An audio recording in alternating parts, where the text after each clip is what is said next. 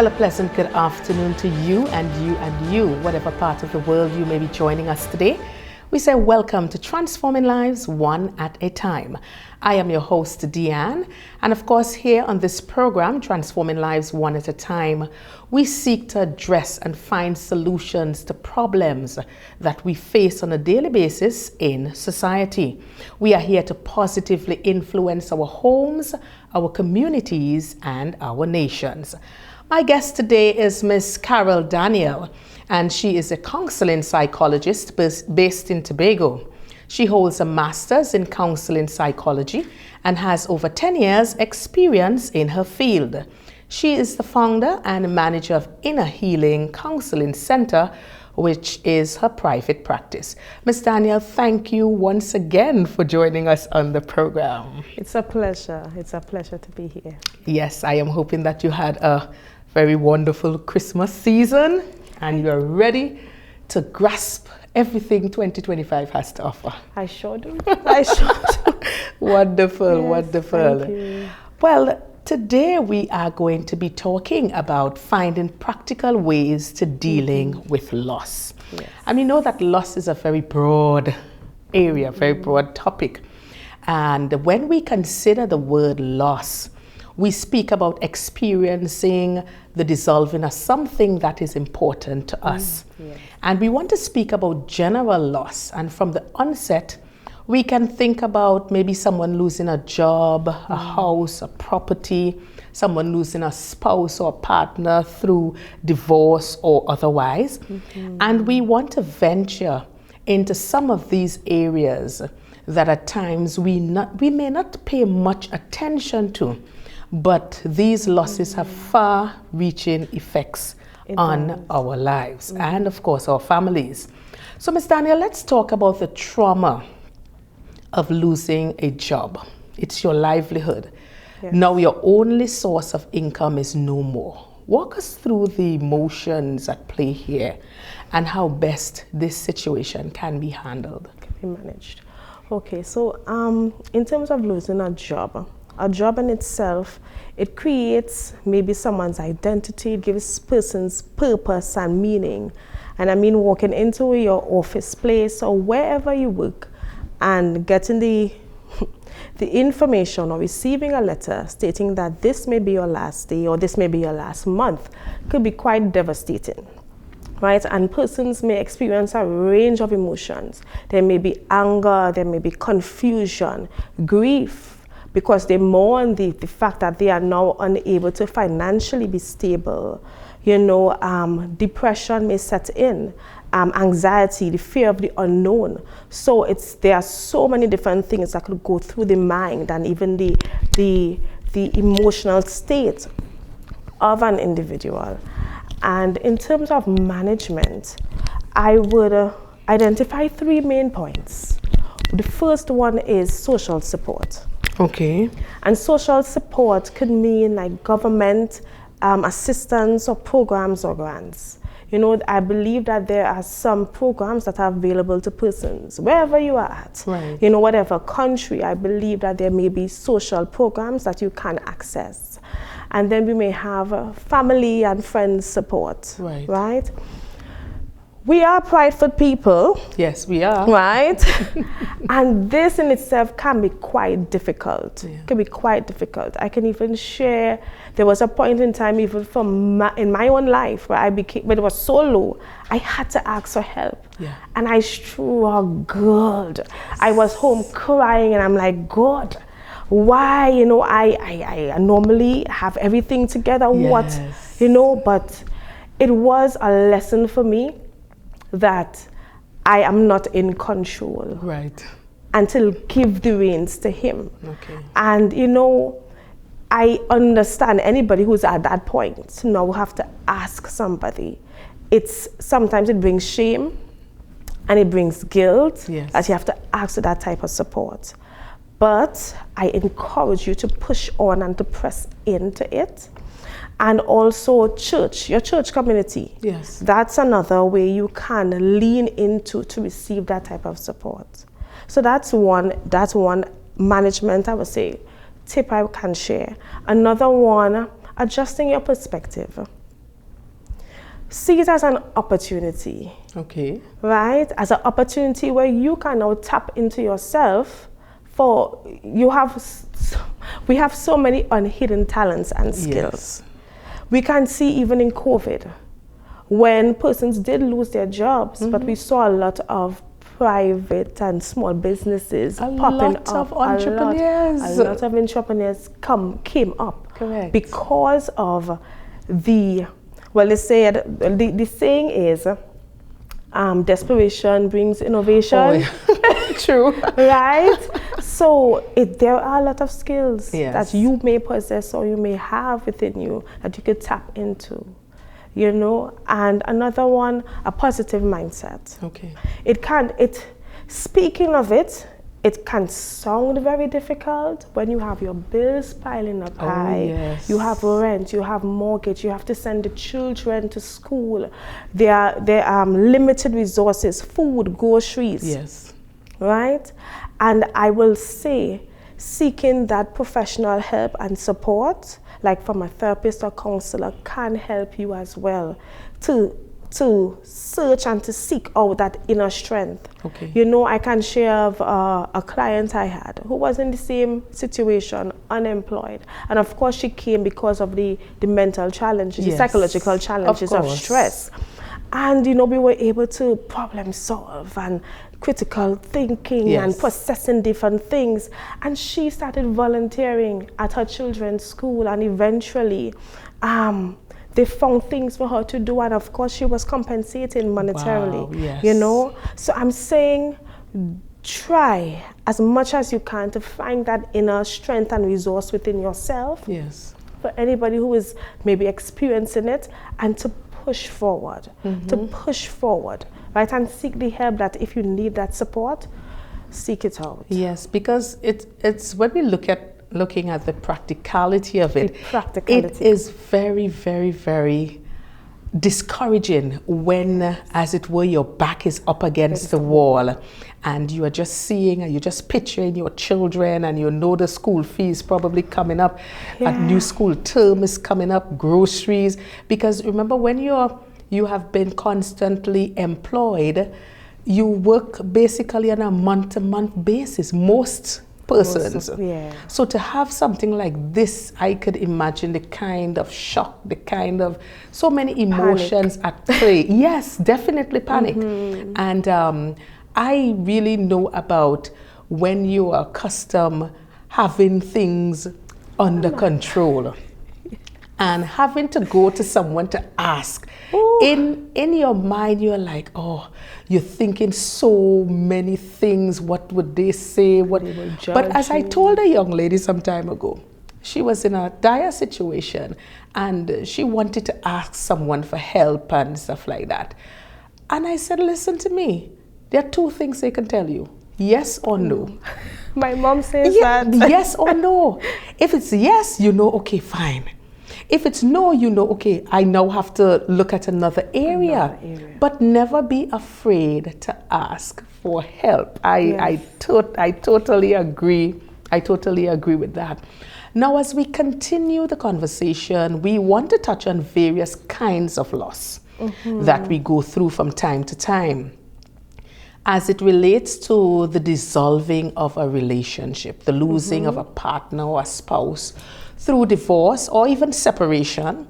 We want to delve into some of the effects one will experience mentally, physically, socially, and even financially. Let's talk about that. Okay. So in terms of the psychological aspect, the mental aspect, there may be anger or a lot of blame, because depending on how it was dissolved, blame on the other party, or even self-blame, as in what could I have done, or the things I could have done to change things, right? A lot of sadness and even loneliness. You feel lonely. These are some of the psychological effects that persons may go through. And then there is grief. You know, we grieve the loss of. Socially, there is the issue with the extended family. How do we treat with the extended family? Imagine if I have a very close relationship with my partner's siblings, and now that this divorce has come up, you know, it will bring up a lot of negative emotions or thoughts or even conversations. How to treat with the extended family, how to treat with mutual friends. Yes. Now the friends are in the middle of it. They don't know if, they don't want to seem as though they're picking sides. Correct. Right? So they are also cautious. They're not too sure what to do. Yes. We have isolation because within yourself, you are still going through the emotional roller coaster, right? Of dealing with the loss. Yeah. You know, you may want to, you know what, I don't want to do anything.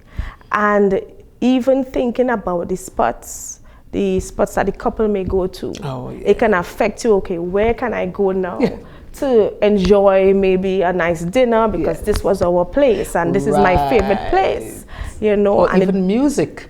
And music. A song that just triggers everything. Triggers everything. And then we have, so you said psychological, social, physical. There are physical effects because going through anything that is stressful, it can impact your body. Yes. Right? So some persons may begin to suffer from headaches or muscle aches, loss of appetite, difficulty in sleeping. Wow. We know digestive issues and the typical hypertension, like in terms of your blood pressure because of the stress. Yes. And even heart issues if left untreated or if not dealt with. So those are some of the physical effects it could have on your body if you are not able to manage the process of healing, you know, through loss. And we were speaking on financial. But even before you touch on financially, you have spoken so much about the kinds of emotions and the kinds of grief, in the turmoil it now takes on the human body. And many times, and as I indicated earlier, sometimes we overlook some of these things. We may just say, okay, well, I know this couple is now divorced or they are now separated, and we just tend to, okay, well, it didn't work out and that's it. But for the persons who were in the relationship, it takes a toll on them as individuals. Yes, you may be fighting or because of how things was dissolved, how it ended, it may have been very bitter and that kind of thing. So you're not grieving the loss of the person in that instance, but you're actually grieving the loss of the relationship. Because remember, when two persons have decided to come together and start a life together and get married, remember, you're only thinking the good things, you know. Yes, the butterflies. I'm telling you, of course. We're talking about the wedding dress and he's so, those eyes and those, so many things that but we typically look at all the good things. Yes, we talk about in good times and bad times, but we don't ever think about the bad times, eh? No, ma'am. You know, so it's a grieving process that sometimes we take for granted and we beat up on ourselves because you're thinking, well, I'm not supposed to feel like that. But I believe you should give yourself enough time to heal. Yes, let's talk about that before we go on to the financial part. I would say yes, you have to give yourself time to heal because you do not want that the frustration in dealing with the loss, it affects your other relationships around you. Or it prevents you from even making positive relationships or healthy relationships with others. There may be a trust factor, right? And you want to make sure that you are settled within yourself and your mind and your spirit, that you know what? This is painful, but I will be okay. You know, get into that place of acceptance as to what this is, the relationship has ended. Get into a place of acceptance, acknowledging it for what it was, and just try and focus now on your own goals and your aspirations. And rebuilding. And a lot of times, sometimes it's two good people, just it doesn't work out. Correct. Well, let's go into financially now. So financially, now in the cases where they were cohabiting or married couples, right? Yes. Typically in a household such as those, you would share responsibilities. If you're renting, it's shared. Yes. You know, or one may cover the rent and one may do the food or groceries and other bills. You know, there's a shared resources. Yes. Right? And now when there is now a split, the onus is on each individual.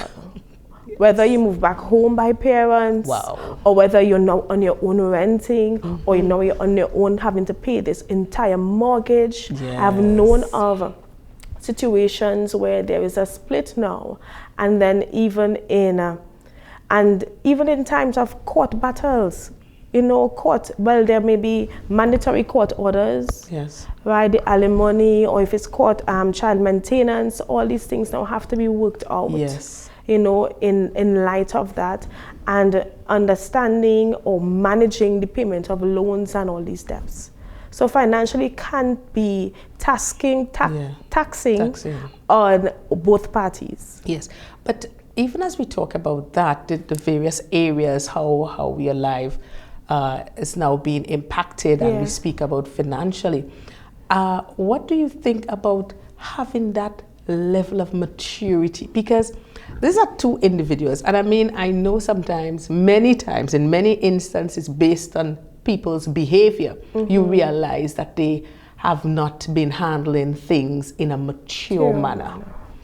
And I think that is an area that we really need to work on as individuals, because we have to recognize, listen, sometimes things don't work out. If it doesn't work out, okay, let's move on. Let's be respectable. Let's try, especially when you have children involved. Yes. And you are now using, a parent is now using the children as weapons against the other parent. We see that a lot. We see that a lot, but I'm thinking, because here on Transforming Lives One at a Time, we are looking for solutions. We want to talk about problems. We want to talk about issues that affects the human experience, whatever affects us on a daily basis. That is what this program is all about.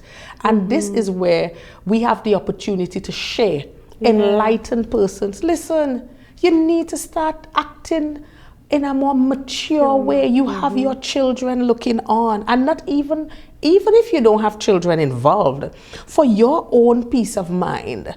You know, you don't have to be going down the road and saying this and all kind of hurtful things about the partner. Remember, this person you once shared your life with. And you loved to death. I mean, they really said there's a very thin line between love and hate. Yeah. But these are the things that we need to really speak about. We need to address. Wherever change is needed, we need to make the necessary changes. If it is that we want a better quality of life, if we want to improve the kind of life that we have to do that.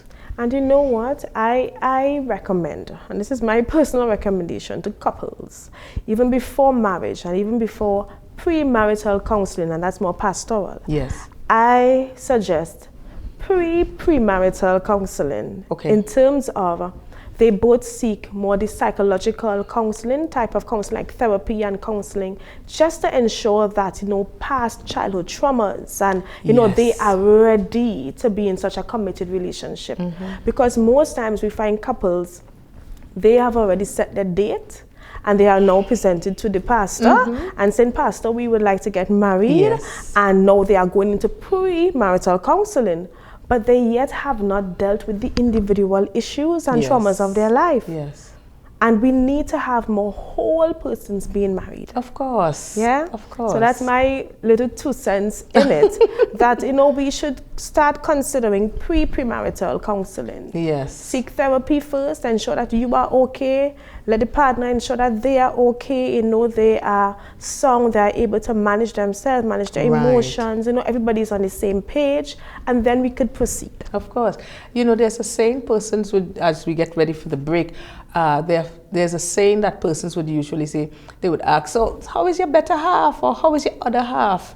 And I'm like, listen, as an individual, you're supposed to be a whole individual. I agree. So you're supposed to be able to manage your life, whether emotionally, spiritually, psychologically, financially, all of that. So when you take you as a whole woman and you bring a whole man together, and you have a whole relationship, no half a relationship. Wholeness. Exactly, you want wholeness.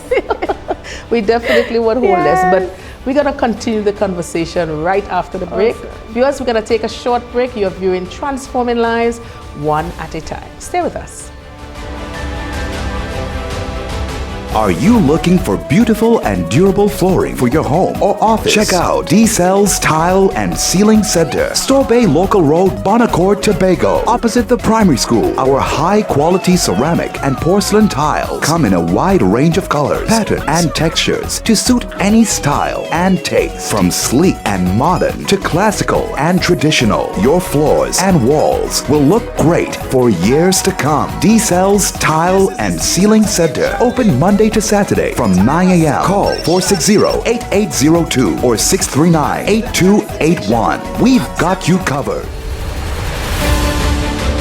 Welcome back to Transforming Lives One at a Time. Today we are speaking about practical ways to dealing with loss. Ms. Daniel, I want us to get into how children are affected through the loss of a spouse by divorce or separation. Because truth be told, we see instances of children acting out because many times they think they are possibly to be blamed for their parents going their separate ways. So just speak to that. Okay. Well, that is true. A lot of times we do see behavioral challenges in children with the separation of their parents.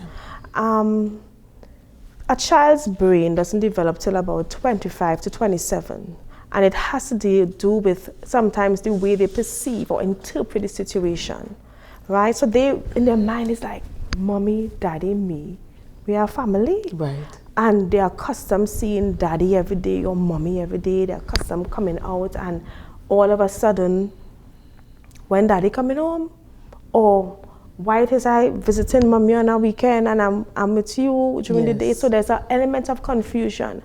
And, you know, I remember a parent stating, she left to study. She left to go away to study.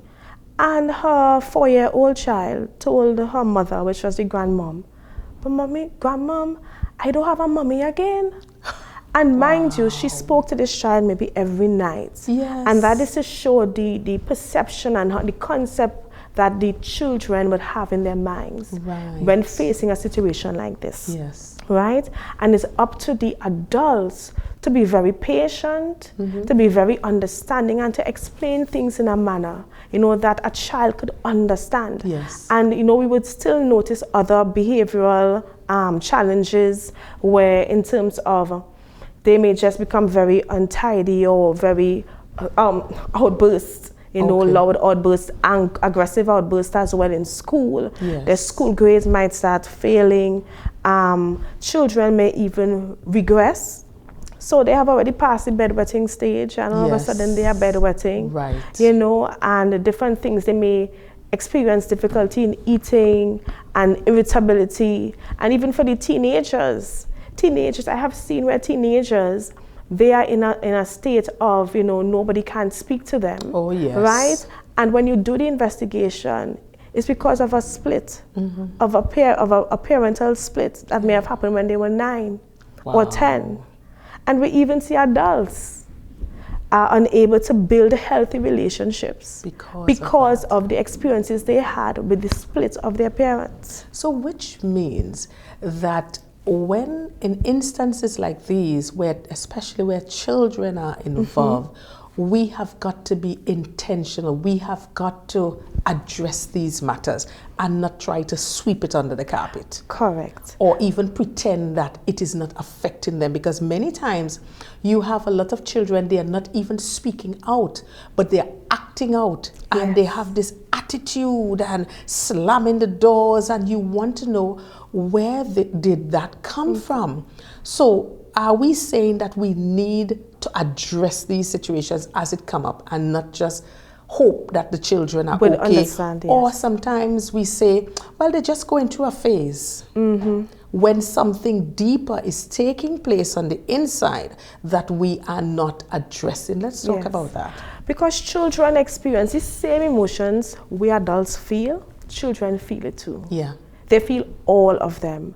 However, they may not have the skills to be able to express them in a healthy manner. Okay.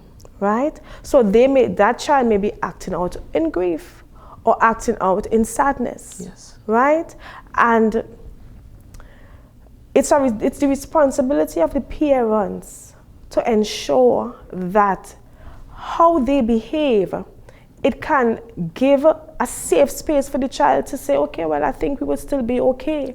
Right? And generally speaking, how a father treats a mother, it says to the children, this is how a man is supposed to honor and love a woman. Precisely. And how a mother treats the husband or the Yes. father, it says to the children, this is how a mother or a woman supposed to love and respect and honor her husband. Correct. Right? But oftentimes, as we said before, there's a lot of conflict and there's a lot of putting the child against the other parent. Yes. And this is so disruptive to the child's development and the child's ability to even make healthy decisions, healthy relationships.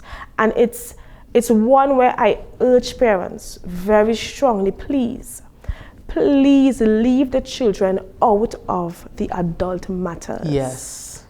Right? What a child needs to know in the midst of a divorce is understanding, you know what? You, mom and dad, we may not be able to live together. I mean, I'm just saying simple Yes, terms of depending course. on the age of the child, and you have to use appropriate language. Yes. Right? We may not be able to, we are not living together anymore, but you know what? We both love you. Yes. And both parents hold the same head. At mom's house, it's the same rules at dad's house. Right. So there is no conflict. Yes. And a child would still feel love. Of course. And no one parent is disrespectful to the other parent. Yes. And this is something I want to speak, when I speak into the camera. Yes. Parents, listen. Sometimes things don't work out. Even if you go your separate ways, please don't weaponize your children against the other parent. It is wrong and you need to stop. Because at the end of the day, the kind of repercussions, because we still want our children growing up to be responsible adults. Remember, when you as a father behave in that manner, or you as a mother behave in that manner, the children are looking on. Many times they may not say anything to you, but not because they do not say anything to you mean that they are not taking in the information. And Correct. You are now training these children to be someone else's wife or someone else's husband. And I really want to encourage you. Take some time. Do some much needed introspection. Put pride aside. Put foolishness aside. And think about your own welfare and think about the welfare of your children. Don't say I didn't say it. I did. Agreed. Yeah. Agreed. We need to get it right. There are some things we just need to fix. Yeah. And that is what this program, Transforming Lives One at a Time, we want to delve into the areas and to the situations that we are not hearing on a daily basis. We'll be hearing about so many different things. We know the things that we hear about. Yes. But these things are the things that are affecting us, and these things are the things that are causing broken homes, why our children are ending up in the situations that they're ending up in. So we can't be naive. We have to address the white elephant in the room. We have got to fix it. We have got to make the difference. We have got to make the change. We have just got to do it. We have to save our next generation. Oh, and another thing, the way we parent today, it affects 3 generations, as you said. Wow. That. It affects the way our generations would parent at least 3 generations down the road. So just think about that. If you as a parent act act in this manner. And these children are now seeing it. Okay, well, this is the way. Look how daddy is talking to mommy. Okay, this is all right. Look how mommy is talking to dad. Because we have a major problem with a lot of women speaking to their husbands and their spouses and their partners and even their sons in a certain manner that is just not right. Correct. Remember, respect is very important for men especially. And a lot of women, we are doing some things that are very, very disrespectful. I'm saying that we have got to stop. We have got to look inside of us and see exactly what we are doing. You know, and vice versa. Men, you supposed to speak to your wife in a certain way, do it. You're supposed to treat her with love and affection, do it. Women, you are supposed to treat your spouse or your significant other with respect, just do it. And you would be amazed the kind of harmonious relationships that this kind of behavior will foster, because we are being intentional about our behavioral patterns. We have got to do it. If we want to see change down the road. And as you said, 3 generations. You know what is 3 generations? 3 generations. Just think about that. What are you saying to your generation? That's a question. I just looked into the camera, right? Well, in coming to terms with losing someone who you once held dear to your heart, it could be a spouse, a partner, boyfriend, girlfriend, because you know you have a lot of that, boyfriend, girlfriend. What are some coping mechanisms you suggest as you come to terms with the stark reality that this person is no longer in my life? Okay.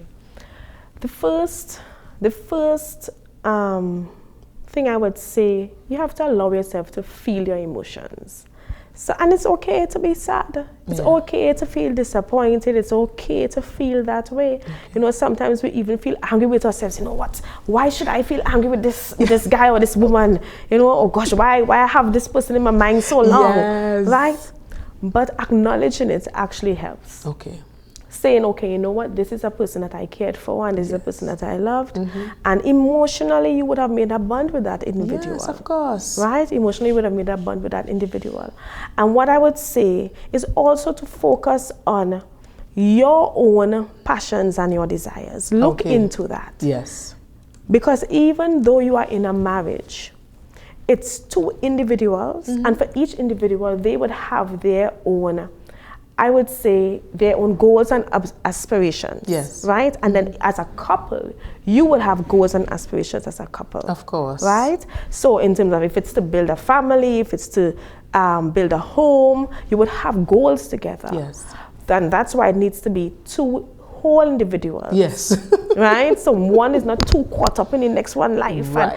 and overly, you know, involved in in the other party's life. Yes. You know, it's 2 persons and they're both supporting each other in the different avenues. Right? So even if the relationship does end, is that you are still here, you still have purpose, and you still have a life. Of course. And to tap into that. Right, so that's one. Take care of your physical health. Yes. Making sure you eat, making sure you have exercise, making sure you have sleep, enough sleep. Yes. At least even those 3 main points in the physical aspect, it helps to boost your mood, it helps to oxygenate your blood, it gives you general improved emotional well-being. Right, being physically involved in that category. I would say self-care. It does involve the physical, yes, but it will involve now spiritual, your prayer life, your spirituality. Emotional could be being more self-aware, the psychological, like journaling, mindfulness, yes, and social. Going out with family, friends, having that sort of an active life can help in coping with the loss of a relationship or a spouse. Those are some things that we would share. I'm thinking forgiveness, because forgiveness is a word we could never exhaust.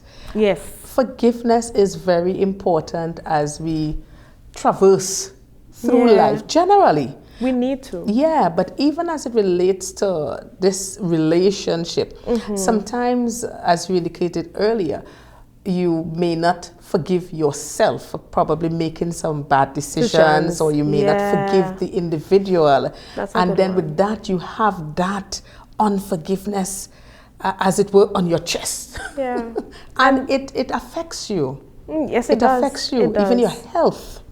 It affects does. you from the time you think about that person. The kind of animosity builds up, and it's like, or someone just mentions the person's name, and it's like, it's a trigger. It's a trigger. Yeah. All these things we need to be able to deal with, and to get the necessary help in order to release persons, because we can't keep persons on our mind. Yeah. You can imagine you going to sleep and you're just thinking about this. Listen, over and over, and I think it's, and also setting boundaries. Yes. You know, because sometimes we think we could end a relationship and, you know, we could still be friends. It have some that it works, and for others, they need that break. Okay. Right? And I would say sometimes taking a break from the communication is also helpful. So some persons, you know, we say we block it. Yeah. No, block on the social media. You know, we block them for a while, even if it's for a month, 3 months, because the moment you engage, hey, how was your day? You're able to fall back into patterns. Of course, of course. It's very easy to fall back into a pattern, and you are there now saying, you know, but I know this relationship is not working for me. How did I end back here? How did I get back here? Because it's an emotional pull and an emotional connection. Of course. That you did not give it a chance to just, you know, dissolve. Right. Well, Ms. Daniel, I want us to shift gears a bit. Let's talk about someone who, due to an accident or maybe a lifestyle disease, or even as a result of criminal activities, has lost a limb, a hand or foot. So now their mobility has been seriously compromised. Walk us through how that individual can begin to treat with the various emotions that comes with this. How do they adjust to this now new normal? New normal. Well, personally for me, I see it as a traumatic loss, like a loss of limb or that kind of thing, or bodily function. Or even your sight or hearing. Yes. I see it as a traumatic loss because even your body members, it becomes part of your identity. Correct. Right? And now you may be classified as in the disabled, or you know, it's a new label, and I shouldn't say label, a next category that you may be placed in. Differently able. Differently able. Now, yes. Right. Differently able. And the way persons may cope, it could depend on their age. It could be dependent on their occupation. Because if I'm someone that is always on my feet, and I lose maybe a foot or my both legs, then that is something I have to now adjust. Right. You know, it could be dependent on our support system as well. Right? And it could be very difficult. However, I would say it's not impossible to progress healthily through such a situation. Right? Facing your fears, facing your emotions, it's important. And even seeking, I see where you may have to seek professional help in this type of circumstance. Yes. You know, just to talk it out, go through, and it's a safe space. It's a safe space. And it's a lot of grief that a person will experience, because there are hopes, there are dreams. They want it to be this, like in terms of career-wise, and now because of this accident, I'm unable to be like the football star. If someone damages their leg, you know, and it could hinder now their ability to play professional football. Of course. Right? And also to note, the more you face, or the more you do not face the reality or accept the reality, the longer you take to face the reality, it's the more difficult it can become psychologically for you. Right? Because the reality is, this is what it is now. Right? I have lost this limb. It's something that it cannot be changed. It's a major adjustment. Yes, it is. Right? And until they come to a place of acceptance, then they may always feel that inner turmoil, right? Finding new activities or new skills. You may have to find new activities, new skills, or adjust the skills and activities they used to do. Yes. Okay. To suit before, to suit. And I would say, do not feel that because this has happened to you, you have no purpose in life. There's always purpose. Yes. Once there is life. Once there is a life, once you are able to speak cognitively, to logically, you are able to do things. You are able to still have a conversation. Yes. You can share things with the young people. You can create a whole life. Right. You know, it may be a new life, Yes. one that you may not have envisioned for yourself. Course. But there is always hope and possibility. Yes. So even if, in spite of how traumatic it is, you now have to look at the brighter side. You now have to look, okay, I still have life. I can still do this. Look at the positives. Yes. What can I do now? As opposed to thinking, well, I could have done this and I could. That is now in the past. So we have passed the past and we are now looking forward to the future. Yes. The things that we can now engage in and ensure that we are still living the life that we were born to do. Yes, to a live. fulfilling life. Yes, so we still have hope. We still so have all hope. hope is not lost. Yes. All right. At this time, we're going to take another break and we will be back. Are you looking for beautiful and durable flooring for your home or office? Check out D-Cell's Tile and Ceiling Center, Store Bay Local Road, Bonacord, Tobago, opposite the primary school. Our high-quality ceramic and porcelain tiles come in a wide range of colors, patterns, and textures to suit any style and taste. From sleek and modern to classical and traditional, your floors and walls will look great for years to come. D-Cell's Tile and Ceiling Center, open Monday to Saturday from 9 a.m. Call 460-8802 or 639-8281. We've got you covered. Welcome back to the program, Transforming Lives One at a Time. My guest today, Miss Karelle Daniel, and she's a counseling psychologist. We continue the conversation. I would like us to touch a bit on the loss of a child through miscarriage. And the coping mechanisms that can be adopted by both mother and father, and of course, by extension, the rest of the family. Okay, awesome. I appreciate that you said mother and father. Yes. Because a lot of times we focus concentrate only on the mother mothers and not recognize that the fathers also grieve. Yes. That was intentional when I put mother and father because I remembered that and I said I am going to include the father. Yes, I agree. And even for the mother, she goes through a lot of hormonal changes at that time because her body is now trying to adjust to not having a baby. Yes. And that in itself can intensify her emotional responses. Right? And for anyone who is going through that type of a loss, I will say, today you may be fine, and tomorrow you may not be fine, and that is okay. Yes. That is okay. There'll be a range of emotions, a range of questions, be it medically, be it, to God. There'll be a lot of questions.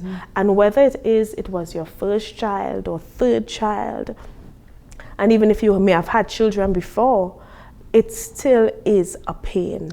You still will receive that level of pain because it's a loss. And it's a life. Of you.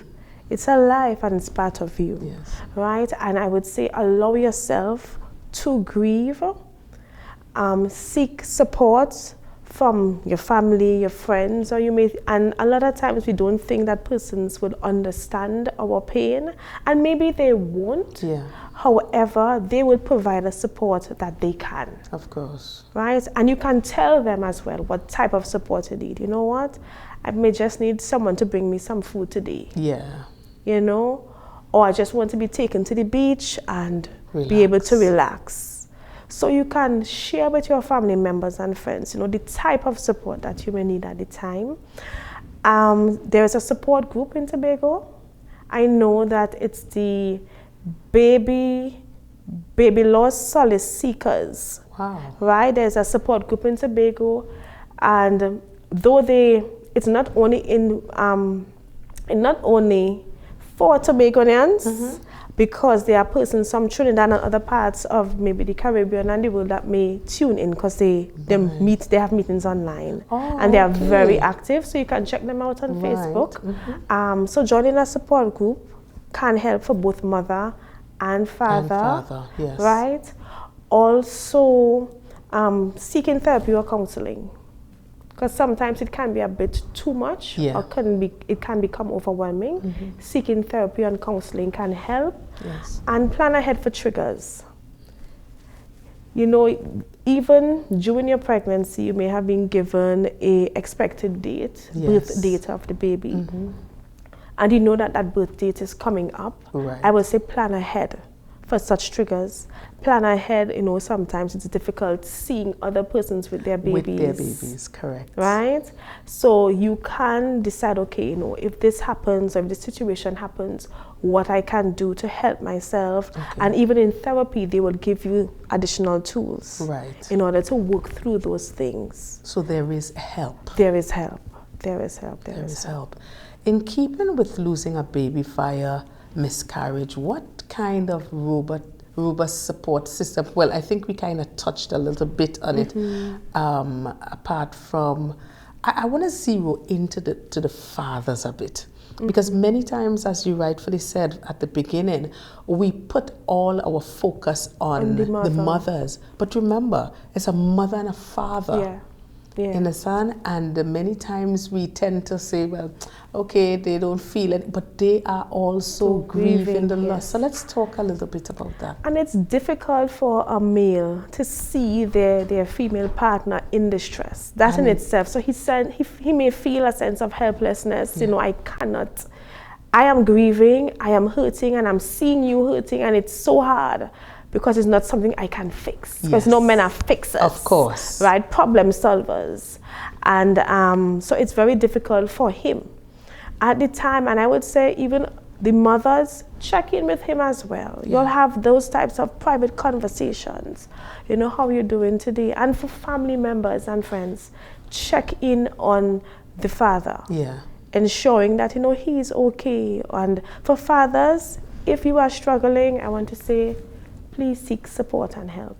There may be an adult, another male that you can, or mentor you can go and speak with. They can go and have the conversation and be able to express themselves. Because it is important for both mom and dad to be able to release the emotions that they are feeling inside. It is important. It's also okay for the fathers to be vulnerable. It's okay. It's okay. Because you are grieving as well. You are grieving as well. So we can't take it for granted that the mother is feeling all the pain and all the focus is on the mother. Yes, we understand she was the one actually carrying the life. I understand that. But we have also got to put into play that there's a mother and there is a father. And that father is also grieving. So we have to be very mindful. And sometimes we have to change the way we think, change our mindset to just think it's just the mother alone. And you will find out from the father. So how she's doing today? Never. So how are you doing today? So we want to zero in. That's why I'm saying we want to address things and circumstances, problems that we don't normally address. We want to get into these defined details to ensure we find solutions. And don't trivialize the pain of our men. Precisely. Sometimes we think they don't hurt, but our men hurt.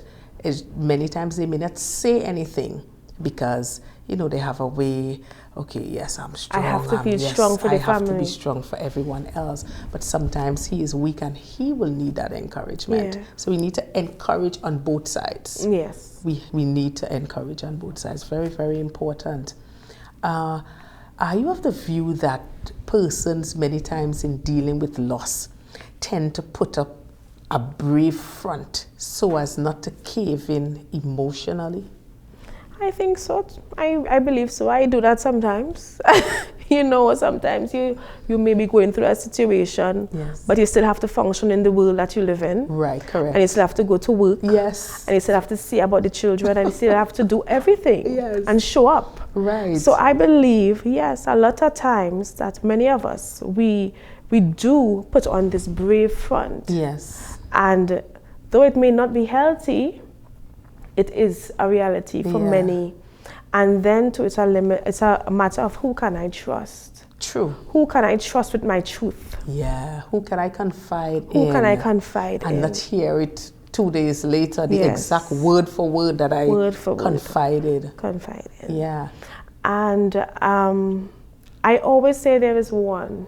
There is one. There must be. At least one. And if not one friend or family member, I will say then seek a counselor. Yes. Because they are obligated to, in terms of confidentiality, and to be non-judgmental. Yes. You know, so there is at least one person that you ought to share or that you ought to speak out to. Yes. You do not have to walk this earth alone. I do not believe we were created to walk on the earth alone. We need people. Need each other. We need each other. We really do need each other. True. And even for community members, you know that a family is struggling. Yeah. You know, we could help. We could all pool or help. Of course. And don't just pretend as if something isn't happening. You know that a family member is going through a traumatic time. Don't just sit there and say, well, we all have our problem. No. Yeah. We need to be able to empathize with persons because you never know when your turn will come. Yeah. Your time might come earlier than you expect. And you would want somebody to be there for you, to be there, to be able to encourage. And many times it's just a listening ear, you know, or a shoulder to cry on, or a shoulder to lean on. And many times we take these kinds of things for granted because we don't feel the pain that people feel. A loved one may be in the hospital or something like that. And you're there, just send a text message. How is Mark doing today? How is Sherry doing today? I heard that she wasn't feeling. You see, things like that, the little things that sometimes we overlook. These kind of things could be like, because chances are nobody else messaged them today to find out how she's doing. How they're doing, And they will remember, wow, this person. And these are the kind of things that we need to do again as we continue to build our strong homes and communities and have a strong nation. We need to love again. We do. We need to love again, and that genuine love. Yeah. It's called the agape love, the love that loves in spite of. We need to incorporate that kind of love again into our relationship, into our lives. I agree, definitely. 100%. Well, I know we're almost wrapping up time. I wanted to find out, where can persons reach out for that much needed help and support in dealing with general loss? Maybe just a listening ear, somebody that they could talk with, get some advice, that kind of thing. I would say you could start first at the family level and the friends level, you know, to get that level of support. You could start at that level. If you really don't have anyone in those circles, you may be able to have a coworker. Okay. Because I'm throwing out everything. Yes. You know, you may have a coworker that you can confide in, or someone within your community that you can confide in. You know, maybe an older person or an elderly who can, you know, be able to give you good, solid advice or recommendations. Your church community, you would have maybe an elder, somebody within your church community that you can seek support from. And then we have professional help. Of course. Right? We have in the private and we have in the public. We have in the private public. And there is the EAP services of persons' establishments or workplaces. Okay. That's Employee Assistance Program. Right. Most private organizations tend to have that, and even our government divisions here in Tobago, I think. Majority of them should have, and they can always inquire. Persons can always inquire. So you could reach out. There is always help. There's help somewhere. Because many times persons say, you know, I didn't know who I can go to. There are options because of that same trust factor. That is a real thing, because you know we are I don't want to say we are proud people, but we are. We are proud people. And when things go wrong in our lives, we don't really want others to know. I don't want them up in my business. Yeah, I don't want. But when you need help, you need help. Yeah. As the saying goes, desperate times calls for desperate measures. So you got to put things in place to ensure that you get the much needed help that you need. Because if you don't get the help, it means that you can be overwhelmed, and we don't want that. Yes. So always reach out for that help. Always reach out. There is some organization that will be able to make an impact on your life and be able to allow things to change and transform. I want to give you the opportunity for your closing comments and a bit of advice for that individual that may be facing significant loss today. We covered so many different areas today in terms of loss, and there are so many more to cover as we delve in deeper. But just give that person that kind of advice today. I know at this time you may be feeling very discouraged. You may be feeling tired, tired of this fight. Yeah. Every day is a struggle. Why things have to be so hard. I want to encourage you to please press forward and to press on. Tap into your inner resources. You do have inner resources, and you do have a strength that you may not have. Recognize that you have a strength, and someone is waiting on you to cross the finishing line so that you can now pull them across the finishing line too. Because someone is watching you, and they are learning from you, and they are being encouraged by you and from your own actions. So I would encourage you, please, reach out for help. There is help. Find the help. You have government agencies that can help counseling. There are private agencies that can help in terms of counseling. Seek help in the support system, your family, your friends, your church community. Please do seek the help, because your life is worth it, and you are worth it. I thank you. Definitely well said. So you heard that. Your life is worth it. You are worth it. You are worth the fight. Don't you give up. Not at all. This is 2025. Don't you give up. Well, folks, this is how we wrap up today's program. And we spoke about practical ways in dealing with loss. We spoke about general loss. So many different kinds of loss that we spoke about. And I want to encourage you that in spite of wherever you may be at this time, there is always hope. Once there is life, there is hope, and things can change for the better. So don't you dare give up, all right? You have been viewing Transforming Lives One at a Time. Be sure and tune into next week's program, same time, Saturdays at 5:30 p.m. where we'll be delving into another topic that affects you. You can also tune into Transforming Lives One at a Time Facebook page and my YouTube channel. You can subscribe, share with a friend, share with a neighbor, share with a relative. These are topics that you need to hear and you need to share. So on the YouTube channel, Transforming Lives One at a Time. Okay, so as usual, I leave you with the definition of transformation, which is an internal shift that brings us into alignment with our fullest potential. I'm your host, Diane. Hey, we've got this. See you next time.